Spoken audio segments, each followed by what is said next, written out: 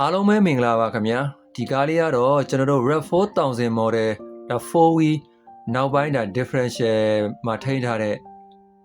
ဒါ mountain လေးကျွန်တော်တို့ gear ထိုးလိုက်တိုင်းဒုံးလဲနဲ့စောင့်နေတဲ့ပုံစံလေးကိုကျွန်တော်ဘူးဒရအနေနဲ့ပြပေးတာဖြစ်ပါတယ်ဒါ mountain ဆိုးဝါးပြတ်နေတဲ့ပုံစံလေးဖြစ်ပါတယ်ဒါလေးကိုကျွန်တော်အသစ်လဲအစားထိုးပြန်လဲတက်ဆင်ပေးမှာဖြစ်ပါတယ်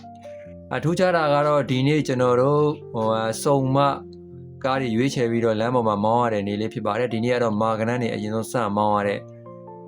နေလေးဖြစ်ပါတယ်အဲ့တော့မောင်းတင်းအဟောင်းနှင်းထုတ်ပြီးတော့ဒါမောင်းတင်းအစ်စ်ကိုပြန်လဲတက်ဆင်ပေးဖြစ်မှာဖြစ်ပါတယ်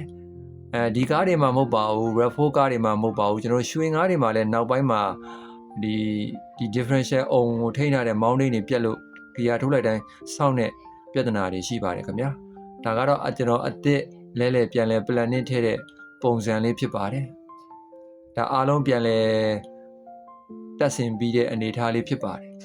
အားလုံးလည်းဘုဒ္ဓရရရှိမယ်လို့ထင်ပါတယ်အားလုံးလည်းနေကောင်းကျမ်းမှာအနေနဲ့ကင်းလို့လည်းဘေးရှင်းကြပါစေခင်ဗျာ